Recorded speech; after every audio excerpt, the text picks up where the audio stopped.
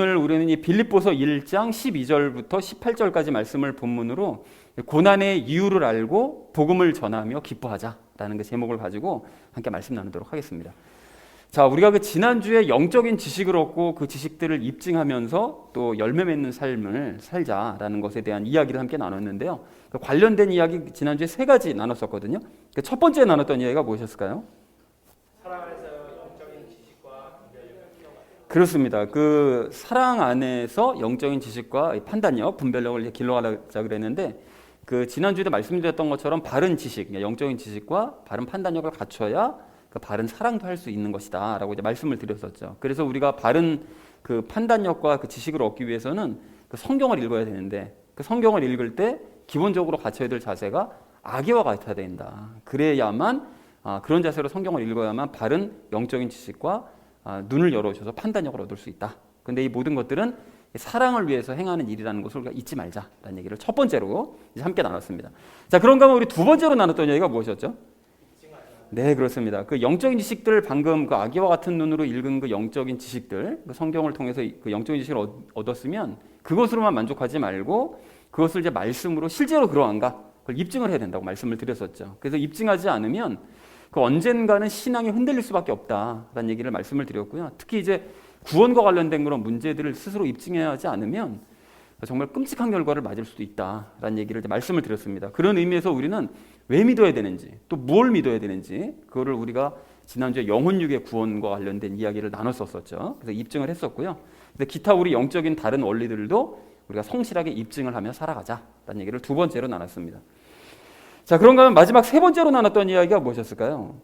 의의 열매를 네, 그렇습니다. 그래서 방금 앞에서 얘기했던 그 두 가지는 그 지식과 관련된 것들이었는데 그것 자체도 중요하죠. 지식, 영적인 지식도 중요한데 그것을 알았다면 우리가 행해야 되고 행하고 또 열매가 맺혀져있는 단계까지 나아가야만 이것이 바른 신앙인의 자세다라는 얘기를 했었었죠. 그래서 우리가 에베소서 마지막을 나눌 때도 행함에 대해서 강조했었었는데 그렇게 우리가 행하려면 이건 역시 아기처럼 우리가 되어야 된다라는 얘기를 마지막으로 나눴습니다. 그래서 사랑하는 우리 나눔 있는 교회 성도님들 모두는 이 아기와 같은 마음으로 여러분 성경을 읽으심으로써 바른 영적인 지식들을 늘려가시고 또 그것들을 입증해 가시기 바랍니다. 여러분 그리고 그런 것을 알았다면 이제 행하심으로써 또 원하시는 열매를 맺고 하나님의 기쁨이 되는 이제 저와 여러분 되어지시기를 다시 한번 주님의 이름으로 간절히 축원을 드립니다.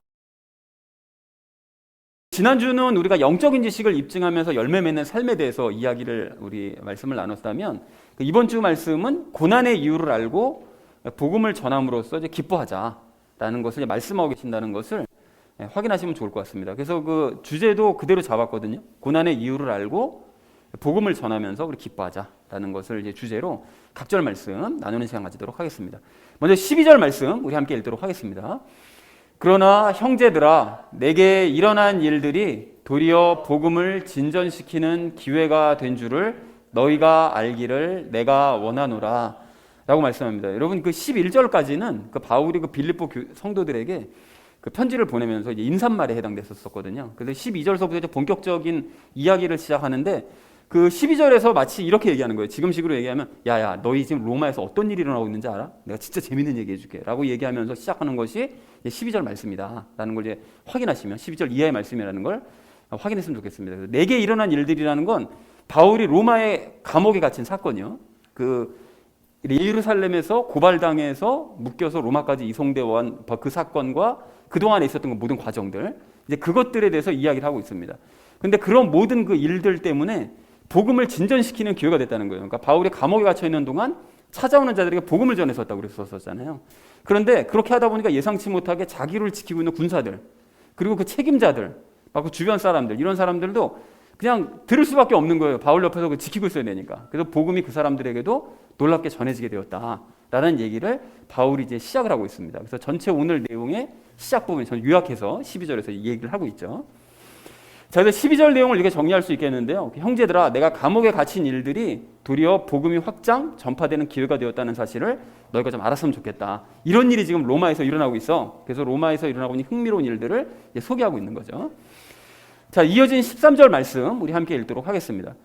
그리하여 그리스도 안에서 내가 결박당한 일이 온 궁궐 안과 다른 모든 곳에 드러나게 되었고 라고 말씀하는데요. 그리스도 안에서 내가 결백당한 일이라는 것이 이제 본격적으로 이야기를 시작하는 거죠. 아까 전에 방금 12절에서 얘기했던 것을 이제 다시 한번 얘기하는데, 예수님과 이 바울이 함께 결박당한 이후에 예루살렘으로부터 지금까지 벌어졌던 그 모든 일들, 그 일들이 이제 복음이 전해지는 계기가 됐다는 거예요. 그러니까 바울이 왜 죄인이 되어서 결박을 당해야 됐는지, 그리고 그 이후로 로마로 올 때까지 어떤 일들이 있었는지, 그리고 로마에 도착해서는 또 무슨 일이 있었는지, 이런 이 모든 일들이 곳곳에 전해지게 되었다는 것이죠. 그래서 바울이 일단은 온 궁궐 안에 이 모든 이야기가 전해졌다고 얘기를 하는데, 사실 바울은 셋집을 감옥 삼아서 머물면서 복음을 전하고 있었거든요.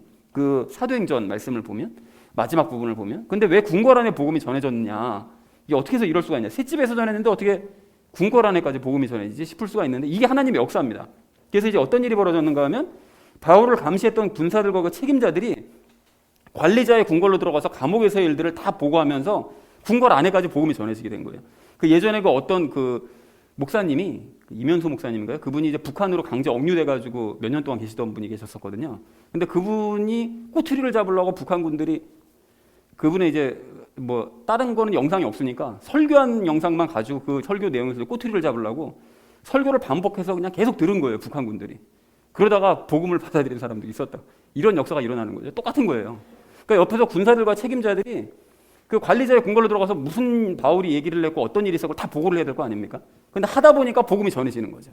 그래서 그 사람이, 야, 그런 일이 왜 일어난 거야 도대체? 이렇게 질문하고 답변하면서 복음이 전해지는 놀라운 역사가 일어나게 되었다. 그래서 궁궐 안에도 이런 일이 일어나고 다른 모든 곳, 그리고 그 사람들이 퇴근하면 이제 바깥으로 나가잖아요.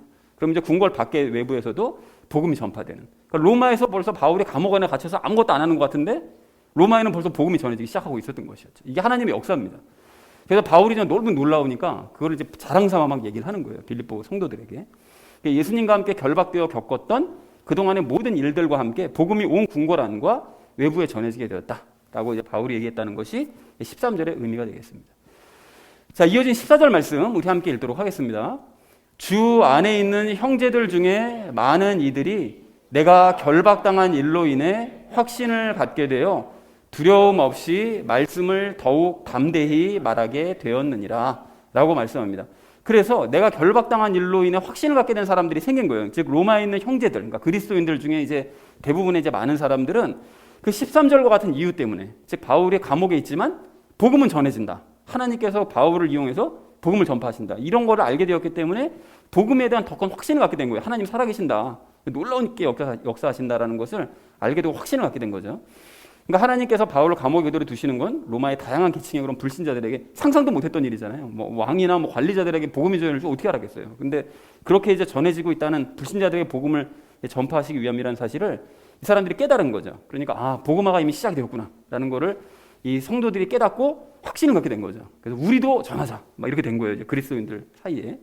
그래서 두려움 없이 이제 말씀을 더욱 담대히 이제 말하게 되었는데, 이래서 이 사람들이 더 담대히 복음을 전파한 거예요. 로마에서는 당시에 그 유대인들 또 그 그리스도인들 막 이런 사람들을 좀 싫어하는 경향이 있었거든요. 그래서 이제 복음을 전하기 위축돼 있는 상태였는데 바울을 보면서 도리어 이제 더 담대해진 거죠. 그래서 어차피 복음을 전하다가 우리가 감옥 갇히면 감옥 갇혀도 거기서 복음이 또 전파될 거야, 바울처럼. 이런 이제 자신감들을 얻어서 더 열심히 이제 복음을 전하게 되는 이런 역사가 일어나게 되었다. 그러니까 하나님의 역사로 주변에 그리스도인들까지 변화되는 막 이런 역사가 막 놀랍게 일어나고 있어라는 거 바울이 지금 막 자랑을 하고 있는 거죠, 빌립보 성도들에게. 자, 그래서 14절 전체 의미가 이렇게 정리할 수 있겠는데요. 주 안에 있는 형제들 중에 많은 이들은 나의 결박으로 도리어 확신을 갖게 되어서 두려움 없이 더욱 담대히 복음을 전파하게 되었어. 이런 일이 지금 막 일어나고 있어. 너무 재밌지 않아? 막 이러면서 얘기를 하고 있는 거죠. 자, 이어진 15절 말씀 우리 함께 읽도록 하겠습니다. 참으로 어떤 이들은 심지어 시기와 다툼으로 그리스도를 선포하고 또한 어떤 이들은 선한 뜻으로 하나니라고 말씀합니다.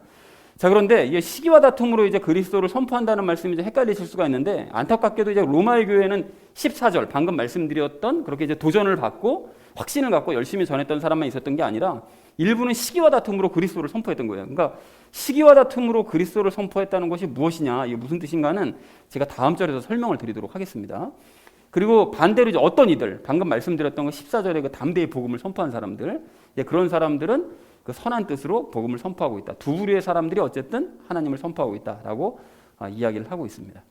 그래서 15절 전체 의미를 이렇게 정리할 수 있겠는데, 어떤 사람들은 선한 뜻으로 복음을 선포하고 있지만 또 다른 어떤 사람들은 시기와 다툼으로 그리스도를 선포하고 있다라고 이제 두 부류의 사람들이 로마에 지금 그리스도인들이 있어라는 걸 얘기하고 있다는 것이 15절의 의미가 되겠습니다. 자, 이어진 16절 말씀 우리 함께 읽도록 하겠습니다. 저들은 내가 결박당한 일에 고통을 더할 줄로 생각하여 성실하지 않게 다툼으로 그리스도를 선포하나 라고 말씀하는데요.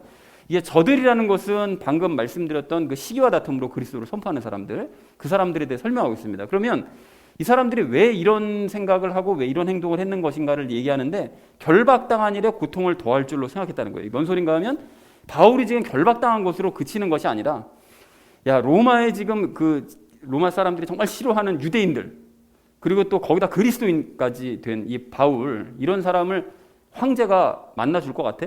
그리고 이게 감옥으로 갇히는 걸로 끝날 것 같아? 더 큰 고통 당하지? 이제 이렇게 이상한 사람들이 있었던 거예요. 그래서 그 사람들은 더 큰 고통을 바울이 겪게 될 것이라면서 비관적으로 생각한 사람들이었다는 거예요. 그런 부류의 사람들이 있었다는 거죠. 그래서 그 사람들은 이 14절에 확신을 가진 사람들, 그러니까 바울이 감옥에 갇힌 것은 하나님의 역사로 말미암아 그 다양한 계층의 사람들에게 복음을 전할 것이라는 걸 깨닫지 못한 사람들, 이제 그런 사람들에게 비관적으로 생각을 한 거죠. 그러면서 더불어서 이 사람들은 복음 전파에 열심을 다한 바울이 고난을 당하는 것만 보고서는 굉장히 비관적이 된 거예요. 아니, 저렇게 열심히 살았는데, 저렇게 열심히 전했는데, 아니, 그 결과는 이거냐? 라고 이제 비관적으로 생각한 건데, 자신들도 그런 무슨 생각을 할까요? 결국은 바울처럼 아무리 열심히 노력해봐야 결국은 바울처럼 저렇게 감옥에 갇혀서 더 큰 고통을 당하게 되는 이런 결말을 맞을 거 아니냐. 그러니까 의무감으로 그냥 대충 복음을 전한 거죠. 이런 사람들은. 그리고 성실하지 않게 이제 입증하지 않으면서 이제 복음을 전하니까, 그러다 보니까 불신자들과 이제 다툼이 일어나기도 하는 거죠. 너희가 전하는 게 무슨 얼토당토하는 얘기냐 그러면 뭐 입증도 안 하는 거예요. 대충 그냥 전하고 말고 막 이런 식으로 되니까 싸움도 일어나고 해서, 또 한편으로는 편한 환경에서 복음을 전하는 다른 지역에 있는 사람들, 이런 사람들을 시기하기도 하면서 복음을 전파하는 이런 부류의 사람들이 있었다라는 것을 얘기하는 것이 16절의 의미가 되겠습니다. 자, 16절 전체 의미를 이렇게 정리할 수 있겠는데요. 시기와 다툼으로 복음을 전하는 사람들은 내가 더 큰 고통을 받을 것이라고 생각을 해서 시기심과 성실하지 않은 태도로 복음을 전했고, 그래서 사람들과 다투고는 한다. 이런 부류의 사람들도 있다라고 바울이 얘기한 것이 16절의 의미가 되겠습니다. 자, 이어진 17절 말씀 우리 함께 읽도록 하겠습니다. 이들은 내가 복음을 변호하기 위해 세워준 줄 알고 사랑으로 하느니라 라고 얘기하는데요. 저들과 다른 이들이라는 것은 그 앞에서 얘기했었던 그 하나님의 뜻을 깨달아서 담대히 복음을 전하는 14절과 같은 사람들. 자, 이런 사람들은 복음을 변호하기 위해 세워준 줄 알고, 그러니까 바울이 감옥에 갇혀 있는 이유가 그 감옥 안에서 복음을 증거하기 위해서 감옥에 지금 갇혀 있다는 사실을 깨달은 사람들, 이제 그거를 얘기하는 거죠.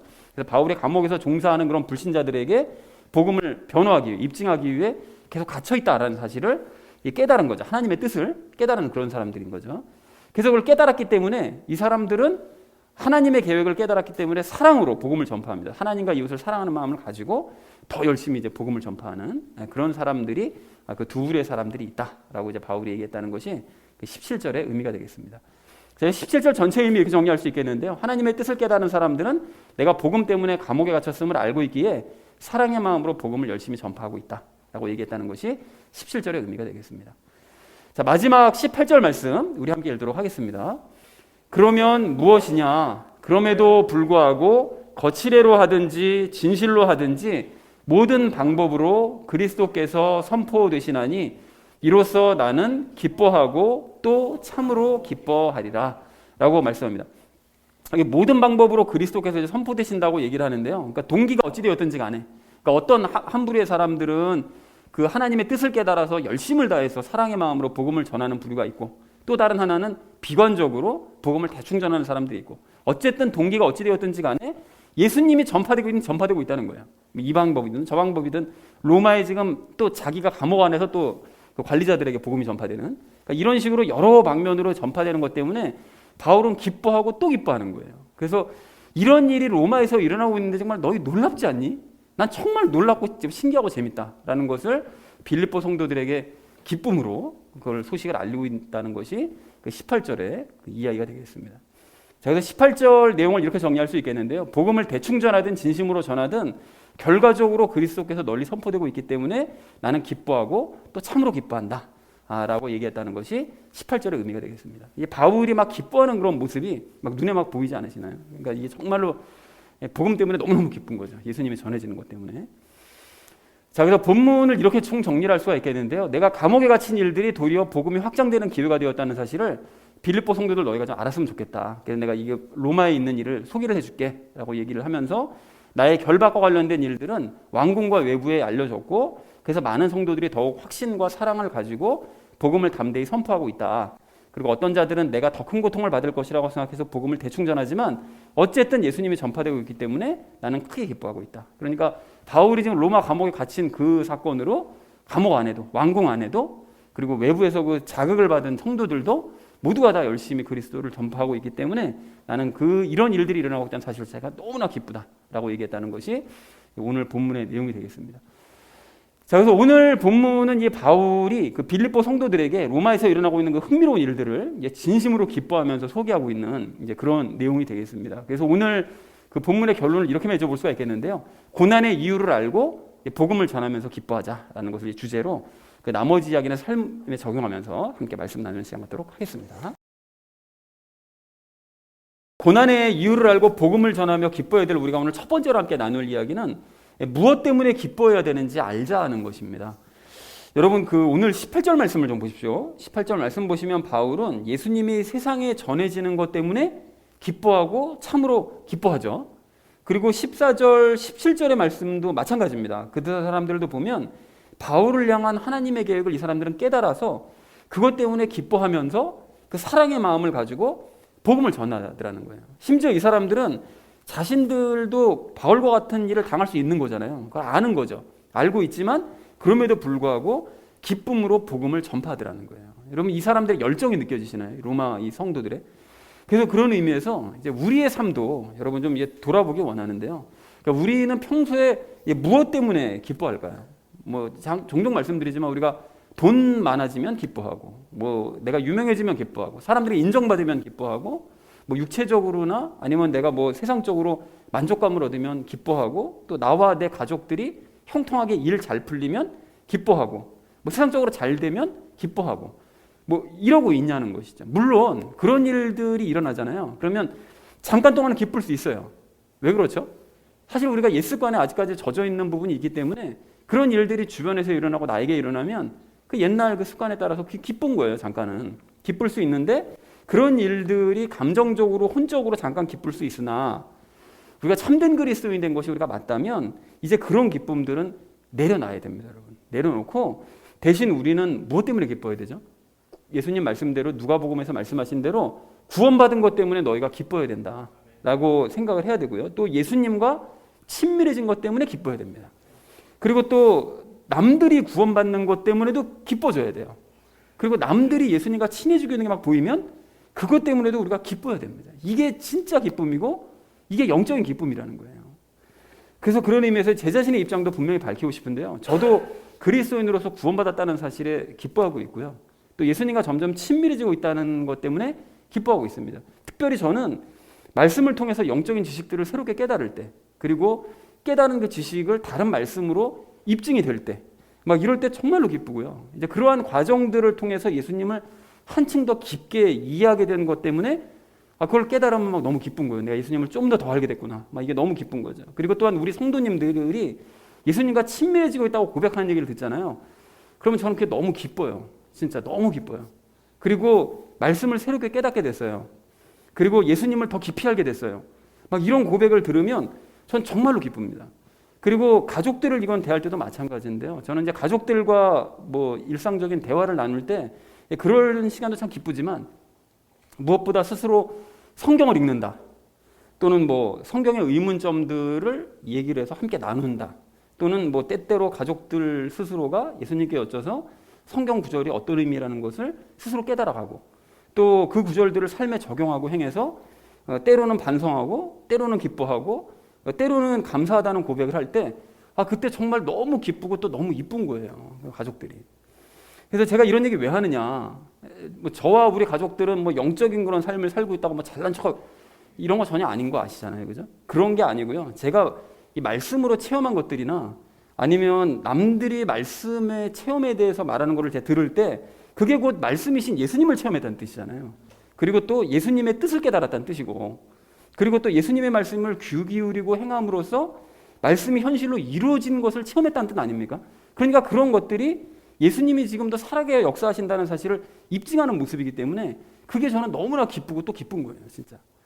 그래서 다른 사람들도 나와 같은 체험을 하고 있다는 그런 얘기를 들을 때 동질감도 느껴지고 동행감도 이제 느끼면서 이제 기쁨을 느끼기 때문에 이런 말씀을 나누는 것입니다. 그래서 실제로 여러분들이 저를 보실 때 어떻게 보이시나요? 여러분들도 제가 그런 것 때문에 기뻐한다고 생각이 되지 않으세요? 감사합니다. 그러니까 그렇게 생각해 주신다면, 동의해 주신다면 이게 정말 일단은 감사드리고요. 그리고 그렇다면 이제 여러분들도 그렇게 사시기 바랍니다. 이미 그렇게 살고 계신 분들에게는 너무 감사드리고요.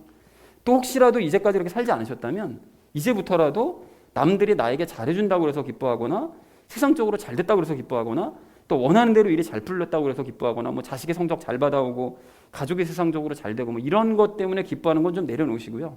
나 자신이 예수님과 더 친밀해지고 있다는 것 때문에 진짜로 기뻐하시고 또 저 사람이 예수님과 친해지고 있다는 것 때문에 기뻐하시고 또 내가 말씀을 더 가까이 하게 됐다는 것 사실에 기뻐하시고 저 사람이 말씀과 가까이 되고 있다는 사실에 여러분 기뻐하시고 무엇보다 내 가족이 예수님과 또 말씀과 가까워졌다는 이 사실을 확인할 때 가장 크게 기뻐하시면서 크게 칭찬해 주시기 바랍니다. 그리고 그러하게 기쁨의 이유가 변한 우리가 함께 모여서 예수님과의 친밀함을 누리면서 또 기뻐하고 함께 이렇게 작지만 모여서 예배드릴 수 있다는 사실을 기뻐하고 또 연합의 복음을 증거해서 다른 사람들의 변화가 되는 것 때문에 바울처럼 예수님과 함께 기뻐하는 우리 모두가 되기를 간절한 마음으로 소망합니다. 그래서 사랑하는 우리 나눔 있는 교회 성도님들 모두는 예수님만으로 기뻐하시고 예수님만으로 기뻐하는 다른 사람들 때문에 기뻐하시기 바랍니다. 그렇게 하셔서 예수님을 기쁘시게 하는 저와 여러분 되어주시기를 주님의 이름으로 간절히 축원을 드립니다. 자, 고난의 이유를 알고 복음을 전하면서 기뻐해야 될 우리가 오늘 두 번째로 나눌 이야기는 고난에는 이유가 있다는 사실을 알자는 거예요. 여러분 오늘 12절 말씀을 좀 보십시오. 12절 말씀 보시면 아까도 말씀드렸던 것처럼 바울이 결박되고 감옥에 갇히는 고난을 받은 데에는 이유가 있었던 거예요. 그죠? 그 이유가 뭐냐면 그 바울이 돌아다니면서 뭐 복음을 전하다 보면 로마의 고위 관료자들한테는 이걸 뭐 복음을 전할 기회가 없을 거 아니에요, 현실적으로. 그러다 보니까 하나님께서 어떻게 하십니까? 감옥 안에 있는 그 관리자들에게 복음을 전하게 하시기 위해서 바울의 이야기가 감옥 안에서부터 전파되게 하신 거예요. 왕궁에까지 들어가게 하시고. 그러니까 바울이 감옥에 갇히는 고난을 당한 데에는 분명한 이런 이유가 있다는 것이죠. 그래서 그러한 하나님의 계획을 깨닫는 또 로마의 성도들이 그 도전을 받고 두려워하지 않게 된 거예요. 두려움이 없어지는 거예요. 그래서 복음을 더욱 담대히 전하게 되더라는 것입니다. 왜요? 바울을 감옥에 가둬두신 하나님의 계획을 확인했으니까요. 모든 일에는 하나님의 계획이 있구나. 고난 가운데도 하나님의 계획이 있구나. 이걸 확인하고 나니까 힘을 얻는 거죠. 그리고 이 편지를 읽은 빌립보 성도들은 더 큰 확신을 가졌을 거예요. 여러분 왜 그랬을까요? 여러분이 재밌는 게 뭐냐면 과거 바울이 그 지난주인가 지지난주에 빌립보서 처음 소개할 때 말씀을 드렸잖아요. 그 바울이 빌립보 지역으로 가가지고서는 처음 했던 일이 귀신 들린 건 여자아이 그 귀신 쫓아내고 그래서 그 결과가 뭐였습니까? 감옥에 갇혔잖아요. 아직 흠씬 두들겨 맞고 감옥에 갇혔거든요. 근데 감옥에 갇힌 그 이유가 있었잖아요. 감옥에 갇힌 그 고난의 상황 때문에 바울을 감시하고 있던 간수장하고 그 간수의 가족들이 전부 구원을 받게 되는 역사가 일어나잖아요. 이제 그러니까 그것 때문에 바울이 감옥에 갇혔었던 거죠. 그 고난의 이유를 빌립보 성도들은 기억하고 있었던 거예요. 이제 그러다 보니까 멀리 있는 로마에서 바울이 지금 그런 일이 일어나고 있어 라고 얘기 들었을 때 그건 당연하다. 우리에서도 그런 일이 일어났었으니까 로마에서도 하나님께서 똑같이 역사하고 계시는구나 라는 것을 이 빌립보 성도들이 생각을 하고 그래서 로마 성도들처럼 두려움 없이 복음을 더 열심히 전하게 되는 계기가 되었을 거라는 것입니다. 자, 그래서 여러분 이 깨달음이 이래서 참 중요한데요. 하나님께 여러분 주목하시면 이렇게 고난의 의미를 깨닫게 되는 거예요. 그래서 상황을 연결시키는 눈도 열리게 되는 거예요. 그래서 로마와 빌립보 성도들처럼 하나님의 이 계획을 깨닫게 된다는 것입니다. 그리고 그 계획을 깨닫게 되면 사람이 담대해지는 거예요. 그런데 하나님께 주목하지 않고 그래서 이러한 것들을 깨닫지 못하면 오늘 15절과 같은 사람이 될 수밖에 없는 거죠. 그러니까 비관적이고 불평하고 앞으로 일어날 일들은 계속 어려운 일들만 일어날 거야. 힘들어하면서 남을 원망하기만 하는 그런 사람이 될 수밖에 없다는 것입니다. 자, 그런 의미에서 여러분 우리가 가끔 나누곤 하는 그 요셉 요셉의 사건을 여러분 다시 한번 좀 생각해 볼 필요가 있는데요. 요셉은 강제로 이집트로 팔려갔잖아요. 근데 팔려간 이후로 온갖 고난을 겪었잖아요. 그 어린 나이에. 그리고 적어도 한 13년 이상을 고난을 겪었던 것 같은데 그 고난을 겪으면서 오직 하나님만 붙들었어요. 하나님께만 주목하면서 살아갔습니다. 그거 어떻게 할 수 있는가 하면 그 왜 보디발의 부인이 막 자기 유혹했었을 때 그러잖아요. 근데 하나님 앞에서 어떻게 죄를 짓겠느냐고.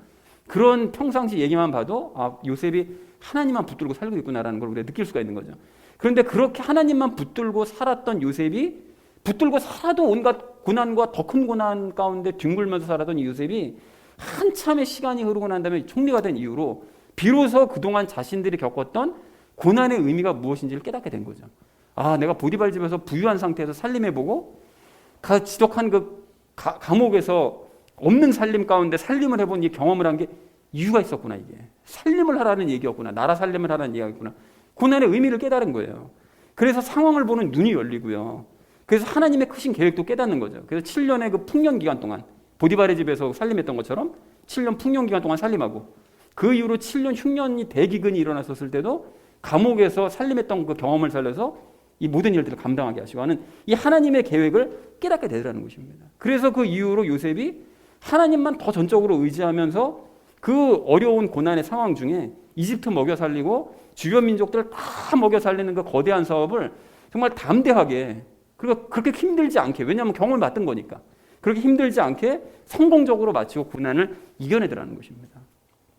그런가 하면 여러분 얼마 전에 우리가 큐티를 맞았던 이 마태복음도 마찬가지 아닙니까? 이게 이 제자들이 예수님 붙잡히시고 십자가에 이제 못 박히셨을 때 인생이 끝장난 줄 알았어요. 예수님이 돌아가신 건 둘째치고 자기네들 인생이 끝장난 거예요. 이제까지 예수님만 바라보고 쫓아다녔는데 출세할 거 생각하고 모든 계획과 희망들은 그냥 물거품처럼 다 없어져 버렸고 이제는 유대인들에게 잡혀 죽을까 봐 두려움에 떨면서 걱정하고 살아있어야 됐습니다. 그러니까 이 고난 가운데 빠진 거예요. 그런데 그 모든 일들이 하나님의 계획하에 일어난 일이잖아요. 그러니까 제자들이 그 고통의 시간들을 통해서 그게 없었으면 여전히 비뚤어진 시각 가지고 그냥 출세할 것만 생각하고 있었을 텐데 그 고난의 시간을 지나니까 어떻게 되죠? 욕심 다 내려놓을 수밖에 없잖아요. 뭐 출세는커녕 죽을까 봐 걱정이 되는데 욕심은 다 내려놓고 그 예수님의 부활 이후에는 예수님과 그분의 말씀에 주목할 수가 있는 거예요. 그전에는 예수님께서 십자가에 못 박히고 3일 만에 부활할 게 안 됐잖아요. 기억을 못 해요. 그런데 예수님께서 부활하신 이후에는 예수님의 말씀에 주목을 하게 되더라는 것입니다. 그리고 성령님 세례를 받은 이후에는 예수님의 십자가 사건이 왜 일어났는지 자기들이 왜 고난을 받게 되는지를 비로소 깨닫게 되어서 상황을 보는 눈이 열리게 되는 거죠. 그리고 나니까 모든 일들이 그동안 있었던 모든 일들이 하나님의 그 치밀한 계획하에 모든 일들이 일어났었구나 라는 사실을 깨닫게 되더라는 것이죠. 그래서 이 제자들이 자기들 안에 들어오신 예수님만 온전히 의지함으로써 모든 고난들을 이겨내는 그런 담대하게 이겨내는 반전을 체험하게 되더라는 것입니다. 그렇다면 여러분 우리도 마찬가지입니다. 여러분 우리가 지금 겪고 있는 고난에도 분명한 이유가 있다는 거예요. 그 이유는 각 사람마다 다 틀리겠죠. 근데 하나님께서는 어쨌든 이 고난의 상황을 통해서 우리가 하나님께만 주목하게 하심으로써 그 고난의 의미를 깨닫기를 원하시는 거예요. 각자에게 주어진 그 고난의 의미가 무엇인지를 깨닫기를 원하시는 거죠. 그래서 상황이 보는 눈이 열리고 하나님의 계획이 무엇이었는지를 깨닫게 하기를 원하신다는 것입니다. 그러니까 여러분이 겪고 계신 이 고난이라는 것이 헛된 고난이 하나도 없어요. 지나고 나서 보는 게 다 이유가 있었던 거예요. 내가 뭔가 지금 가지고 있는 어떤 삶의 태도나 모습들 또는 아니면 내가 어떤 원했던 그런 기도 제목들 바라봤던 목적들 이런 것들을 이루시기 위해서 이 고난을 사용하신다는 거예요. 반드시 의미가 있다는 거죠. 그래서 가령 그런 고난의 과정을 통해서 구원받지 못한 사람은 구원받게 하시고 신앙이 미지근했던 사람은 믿음이 뜨거워지게 하시고 죄와의 싸움에서 계속 실패하고 졌던 사람들은 승리를 경험케 하시고 또 성경과 전혀 상관없었던 사람들은 성경과 가까워지게 만들어주시고 그리고 기도하지 않았던 사람은 기도하게 만들어주시고 예배에 소홀했던 사람은 예배에 열심을 내게 하시는 그러니까 모든 옛 습관들을 떨쳐내고 새로운 사람으로 바꾸시는 이런 일들을 고난을 통해서 해나가신다는 거죠. 그리고 무엇보다 그런 고난을 통해서 우리 하나님께서는 우리를 예수님과 더욱 친밀해지게 만들어 주신다는 것입니다. 그래서 이렇게 하나님께서는 고난을 통해서 우리를 바른 길로 인도하시려는 분명한 계획과 목적을 가지고 계시기 때문에 이게 고난의 근본적인 이유이기도 하죠. 여러분 그러니까 우리가 염려하거나 두려워하거나 여러분 하실 필요가 없고 담대해질 필요가 있다는 거예요. 여러분 왜 그래야 됩니까? 여기에는 하나님의 분명한 계획과 목적과 반전이 숨겨져 있으니까요. 순종해야 된다는 거예요. 그러니까 돌발적인 행동이나 불순종으로 이 고난의 상황을 그냥 고통으로 끝내버리실 것이 아니라 그런 분들도 종종 보거든요.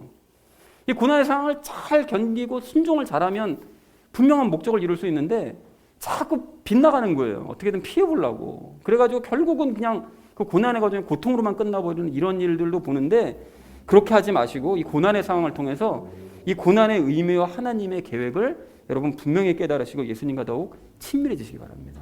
근데 그럼에도 불구하고 그 고난의 한가운데를 여러분 지나가실 때는 문득문득 두려운 마음이 생길 수가 있거든요. 내가 이 고난 때문에 아마 망할 거야. 내가 이 일 때문에 내 인생 끝장날 거야. 이런 두려움이 진짜 엄습해요. 여러분 그럴 때는 어떻게 됩니까? 요셉 사건 기억하셔야죠. 요셉 망하던가요? 안 망해요. 제자들이 망했나요?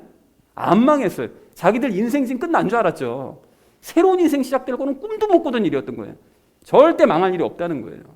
그러니까 하나님의 이 모든 일들이 계획하에 있기 때문에 그 고난의 상황을 통해 눈만 열리면 모든 일들은 해결되고 반전의 역사가 일어날 줄로 이렇게 믿습니다. 자, 그리고 이제까지 말씀드렸던 것처럼 여러분 이렇게 이제 고난의 의미와 하나님의 계획을 우리가 깨달아서 그 상황을 담대히 극복하는 모습이 더 중요한 문제가 있는데, 더 중요한 일이 있는데 이 담대하게 이겨내는 모습을 보여주면 바울처럼요. 바울이 지금 감옥에 갇혀 있지만 2년 동안 감옥에 로마의 감옥에 갇혀 있으면서 담대하게 생활하잖아요. 하나님의 의미를 찾잖아요. 고난의 의미. 아, 이게 이 관리자들에게 복음 전하기 위함이구나라는 걸 담대하게 이겨내는 이 모습을 보여주니까 그 모습을 보고 깨달음을 얻은 사람들이 오늘 14절 말씀처럼 확실한 확신을 가지고 복음을 증거하게 된 것처럼 우리도 그러한 모습을 주변 사람들에게 보여주면 믿음을 가진 사람들이 도전을 받는다니까요. 확신을 갖게 된다고요. 나도 저렇게 극복하자 라는 생각을 하면서 더 담대히 복음을 증거할 수 있고요. 또 주변에 믿지 않는 그런 불신자들이 예수님을 믿는 기회도 얻을 수 있다는 것입니다. 즉 고난을 통과하는 우리의 삶을 그 삶으로 복음을 입증하고 전파하게 되는 셈이 될 수 있다는 거예요. 그래서 이것이 바로 삶으로 행하는 전도고 이 자체도 하나님의 계획하에 있는 일인 줄로 이렇게 믿습니다. 사랑하는 우리 나눔 있는 교회 성도님들 모두는 바울의 고난도 요셉의 고난도 또 제자들의 고난도 다 의미가 있었다는 사실을 여러분 확인하시기 바랍니다. 그리고 그러한 이 고난을 통해서 하나님께서는 당신의 그 선하신 계획을 이루어 가신다는 사실 또한 깨달으시기 바랍니다. 그러니까 고난을 당할 때 여러분 무조건 두려워하지 마시고 하나님 더 굳게 붙드셔서 영적으로 크게 성장하시고 모든 일들이 다 기쁨으로 해결되는 역사를 체험하시고 또 남들에게 보여주시기 바랍니다. 그렇게 삶으로 복음을 증거하고 확신을 주시는 저와 여러분 되어주시기를 주님의 이름으로 간절히 축원을 드립니다. 자, 고난의 이유를 알고 복음을 전하면서 기뻐해야 될 우리가 마지막 세 번째로 나눌 이야기는 담대히 복음을 전하자는 거예요. 여러분 오늘 14절, 17절 말씀 보십시오. 보시면 로마에 있던 성도들은 바울이 감옥에 갇힌 의미를 깨달았잖아요. 그 이후에 어떻게 하죠? 확신을 가지고 더 담대히 복음을 선포하죠. 그리고 또 17절을 보니까 사랑의 마음을 가지고 복음을 선포해요. 그러니까 자기들도 바울처럼 그러니까 감옥에 갇힐 것이라는 것을 각오하면서 전파를 하는 거예요. 그러니까 복음 전파에 정말 진심인 거죠, 이 사람들이. 그리고 여러분 15절, 16절, 18절 말씀도 보십시오. 보시면 바울이 감옥에 갇힌 의미를 깨닫지 못한 사람들이요. 이런 사람들도 역시 어떻게 하죠? 시기와 다툼으로 전하긴 하지만 어쨌거나 그들도 복음을 선포해요. 그러니까 우리도 마찬가지라는 거죠. 이 사람들이 뭐 이런 모양이든 저런 모양이든 어쨌든 복음을 선포하고 있는 것처럼 요즘 들어 계속 말씀드리고 있듯이 알았다면 행하셔야 됩니다, 여러분. 행하셔야 돼요. 여러분 우리가 방금 앞에서 얘기했잖아요. 무엇 때문에 우리가 기뻐해야 되는지 알아야 되고 또 우리가 겪는 고난에는 다 이유가 있고 이 모든 것들이 하나님의 계획이 있다는 사실을 여러분 아셨다면 그럼 그냥 그렇구나.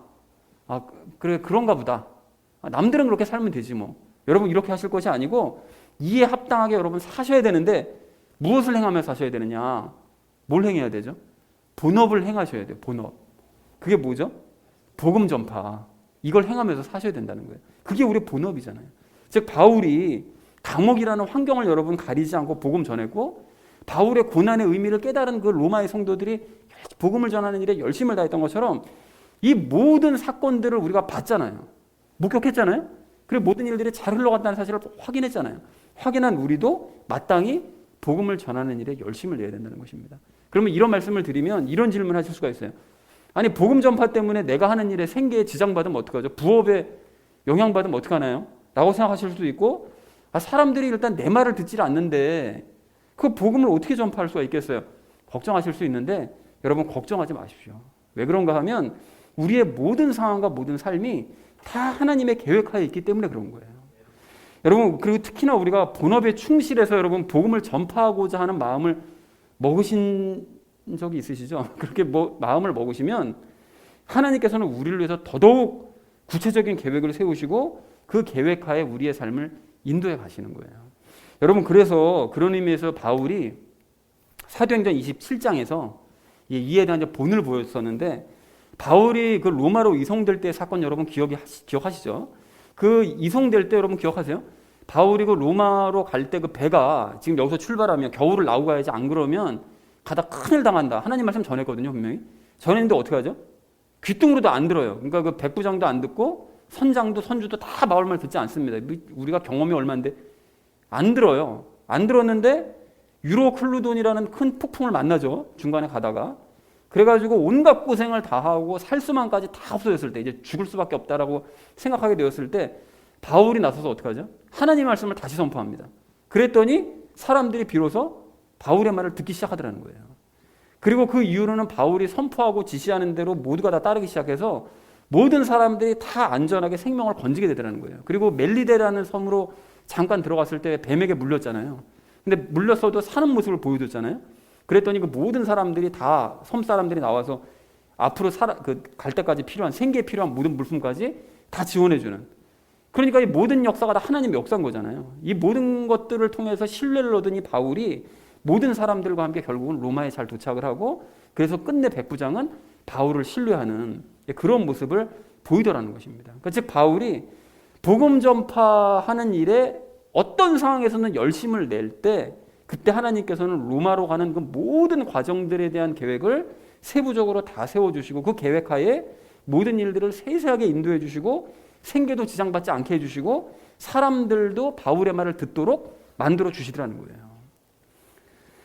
저 역시 이번에 그 어머니가 갑자기 이제 암 진단 받으셨다는 사실에 충격을 받고, 또 수술을 받으시고 수술 후에 병원에서 이제 간호하고 퇴원하고 하는 이 모든 과정, 이 짧은 시간 동안 정말 큰 일들이 일어났었는데, 그 참 쉽지 않은 시간을 보냈지만 유로클루돈에 시달리는 것 같은 그 모든 이 시간들을 그냥 힘들어야만 할 것이 아니라, 참 마음이, 어머니니까요, 가족이니까 이게 마음이 참 믿음도 잘 안 생기고요, 너무 힘들더라고요. 그러면서도 불구하고 두려워 말고 믿기만 하고 이 말씀만 붙잡은 거예요. 그냥 그렇게 지내면서 쉽지 않은 시간을 보냈지만 힘들어만 할 것이 아니라 이 시간 우리 어머니하고 누나한테 복음을 전해보자, 이런 생각을 한 거예요. 이 기회를 삼아서. 그래서 저희 어머니나 누나가 저랑 작은 누나와 제 동생은 또 약간 좀 틀린데, 저희 어머니나 또 저희 큰 누나는 저랑 좀 성향이 비슷하거든요. 그래서 저처럼 신앙적인 면에서는 귀를 안 기울여요. 제가 예전에 그랬었거든요. 하나님 이런 거 웃기는 소리 하고 있다고 이랬던 사람이었기 때문에 제가 그 사람들 마음을 잘 알아요. 그러니까 막막하긴 했지만 그나마 어머니는 조금 마음이 열린 상태이긴 어쨌든 이랬었지만, 이럴 때 한번 복음을 전해보자. 그래서 처음에 어머니가 암 진단 받았을 때 그 우리 형제들이 받았던 그 충격, 그리고 암의 그 전이 여부를 검사하고 기다리던 그 며칠의 그 피 말리는 그 시간들이야. 그리고 수술 전에 그 두려운 시간들과 수술 후에 생길 수 있는 여러 가지 고통과 그 부작용들, 어머니가 그 고통스러울 걸 생각하면 그게 너무 막 가슴이 막 쫄리는 거예요.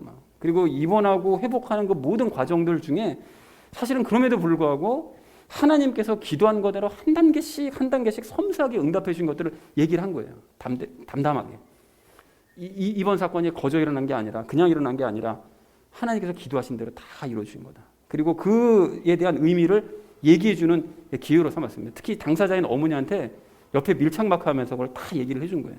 얘기를 했더니 하나님을 믿지 못했었던 저희 누나가 눈물을 흘리면서 하나님께 내가 평생 감사하며 살겠다고 이런 고백을 하더라고요. 예상치도 못했던 고백이었거든요. 그리고 수술 전날에는 저희 어머니가 의사선생과 하나님이 수술 잘해 주실 걸 믿어 라고 하면서 고백했다는 얘기를 듣기도 하고요. 또 저희 어머니가 수술 전에 홀로 손을 모으고 간곡하게 기도했다는 말을 누나를 통해서 듣기도 하고요. 그러니까 평상시에 내가 어떻게 기도를 해야 될지를 모르겠어 항상 이거를 얘기했었거든요. 근데 스스로 그렇게 기도했다고 얘기하고, 또 수술 후에는 어머니가 저와 함께 기도할 때 그 기도를 따라하기도 하시고 아멘으로 화답하는 이런 모습을 보이기도 하시더라고요. 아멘이라는 게 입에서 나오리라는 상상도 못했습니다. 제가 그 마음을 알기 때문에, 어떤 스타일인지 알기 때문에 그 말이 나올 줄을 몰랐던 거예요. 그리고는 입원해 있을 동안 매번 그 식사 때마다 자발적으로 기도하는 모습도 보이시더라고요. 혼자 기도를 하고 계시더라고요. 과거에는 이거 정말 상상도 할 수 없었던 일이었거든요. 또한 밤에 제대로 잠 못 주무셔서 헛것 보고 환청 듣고 막 이랬을 때는 함께 기도한 이후에 좋아지는 그런 모습을 보이기도 하고요. 그러니까 이렇게 복음을 전하고자 하니까 그 모든 고난에는 이유가 있다는 사실과 이걸 통해서 하나님께서 마음을 돌리시려고 하시는 거죠. 그 이유가 있다는 것과 모든 일들이 하나님의 계획하에 있다는 이 사실을 다시 한번 확인시켜 주시는 거예요. 너 두려웠지? 하지만 두려워만 하지 말라니까. 이 모든 일들을 통해서 내가 지금 하고자 하는 일들을 하나씩 이루어가고 있는 거라고 확인시켜 주시는 거예요. 그리고 도무지 들을 것 같지 않았던 그 엄마와 누나가 제 말을 귀 기울여 듣게 하시고 또 곁가지로 제가 병원에 입원해서 옆에 도와줄 동안 큐티 한 번도 안 올린 적 없었잖아요. 큐티 문제도 못 올릴 뻔했지만 결국 올라가잖아요. 그리고 예배 준비도 원활하게 다 준비하게 해주시더라는 것입니다. 물론 모든 일들이 수월하게 다 진행된 것만은 아니에요. 간혹 생각지도 못했던 일들이 일어나기도 하고 상황에 막 꼬이기도 하지만 앞으로도 걱정을 하지 않습니다. 왜 그렇습니까? 이 모든 일들이 다 하나님의 계획하에 일어나고 있는 일들이니까요. 그래서 결국은 저희 어머니와 우리 가족이 멜리데 섬을 지나서 로마로 안전하게 이송되게 될 것을 저는 그렇게 믿습니다. 그래서 사랑하는 우리 나눔 믿는 교회 성도님들 모두도 모든 고난에 이유가 있다는 사실을 여러분 아시기 바랍니다. 모든 일이 하나님의 계획하에 또 있다는 사실을 여러분 믿으신다면 그에 합당하게 행하시기 바랍니다.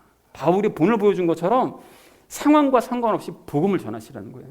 특히 어려움을 겪으실 때 그 어려움을 삼아서 기회로 삼아서 강복한 마음으로 이 주변 사람들에게 여러분 복음을 전하시기 바랍니다. 그렇게 하셔서 상대가 복음에 귀를 기울이는 그런 역사를 체험하시고 하나님께서 일으켜주시는 기적도 체험하시기 바랍니다. 그래서 하나님과 함께 기뻐하시는 저와 여러분 되어주시기를 주님의 이름으로 간절히 축원을 드립니다. 고난의 이유를 알고 복음을 전하면서 기뻐해야 될 우리가 첫 번째로 그 마음에 담아야 될 게 무엇 때문에 기뻐해야 되는지 알자고 그랬었죠. 혼적인 기쁨을 버리고 어떤 기쁨을 누려야 된다고요? 그렇습니다. 영적인 기쁨을 우리가 누려야 된다. 그럼 영적인 기쁨이라는 게 어떤 것이냐? 여러 가지 있을 수 있겠지만 예수님과 친해지는 것 때문에 기뻐하고 또 다른 사람이 예수님과 친해지는 것 때문에 기뻐하자라고 말씀을 드렸었죠. 그리고 그러한 우리가 함께 모여서 예수님을 전파하고 예수님이 전파되는 것 때문에 또한 기뻐하는, 그러니까 나 자신의 유익 때문에 기뻐하는 것이 아닌 그런 혼적인 기쁨이 아니라 예수님 때문에 기뻐하는 우리가 되자라는 얘기를 우리 첫 번째로 함께 나눴습니다. 두 번째로 우리 나눴던 이야기가 무엇이었죠? 고난에는 이유가 있다는 사실을 우리가 알자. 그래서 로마의 성도들은 바울이 겪는 어떤 의미를 깨달았다고요? 바울이 겪는 고난의 의미를 깨달은 거죠. 왜 그렇게 오랫동안 감옥에 갇혀 있냐? 그게 다 이유가 있었던 거예요. 하나님께서 여전히 일하고 계셨던 거죠. 그래서 모든 고난에는 하나님의 무엇이 있다? 하나님의 계획이 있습니다. 모든 일에는 다 고난에는 하나님의 계획이 있어요. 그래서 이 사실을 깨달았다면 고난의 상황을 담대히 극복하면서 삶으로 복음을 증거하자. 다 살아내시면 돼요. 그 고난을 어떻게든 피하려고만 하지 마시고 그 고난을 예수님의 힘으로 극복해내시는 것을 여러분 보여주시기만 하면 돼요. 견디시기만 하면 됩니다. 그러면 주변의 사람들에게 복음이 하나님께서 그 사람을 통해서 전해가시는 거예요. 우리를 통해서. 여러분 기억하시기 바랍니다. 그리고 마지막 세 번째로 우리 나눴던 이야기가 담대히 복음을 전하자고 그랬죠. 하나님께서 하시니까 나는 아무것도 안 할래. 물론 하나님께서 다 하시는데 우리도 전하려는 그런 마음을 품어야 되는 거죠. 그래서 바울의 고난의 의미를 깨달은 성도들이 확신을 가지고 담대히 뭘 선포했죠? 복음을 선포했죠. 그 도전을 받은 사람들이. 그리고 바울 역시 고난의 상황 중에 말씀을 선포하는 거예요. 가만히 있지 않고 주변의 사람들에게 자꾸 복음을 얘기하는 거죠. 자꾸 기회를 삼아서. 고난의 상황을 주관하시는 그 하나님을 의지하고 하나님의 계획을 믿으면서 무엇에 우리가 충실하자? 부업이 아닌 본업에 우리가 충실하자. 즉 복음을 전하는 일에, 말씀을 전하는 일에 열심을 내자. 그럴 때 하나님께서 놀라운 역사를 고난의 상황 가운데 일으켜주신다라는 사실을 확인하는 우리가 되기를 소망을 합니다. 그래서 사랑하는 우리 나눔 있는 교회 성도님들 모두는 지금 겪고 있는 이 고난에 하나님의 계획이 있다는 사실을 여러분 깨달으시고, 그렇기 때문에 그러한 와중에도 바울처럼 복음을 전하는 일에 여러분 열심을 내셔서 예수님이 전해지는 것으로 인해서 여러분 기뻐하시고, 그래서 예수님을 기쁘시게 하는 저 여러분 되어지시기를 주님의 이름으로 간절히 축원을 드립니다. 우리 함께 기도하겠습니다.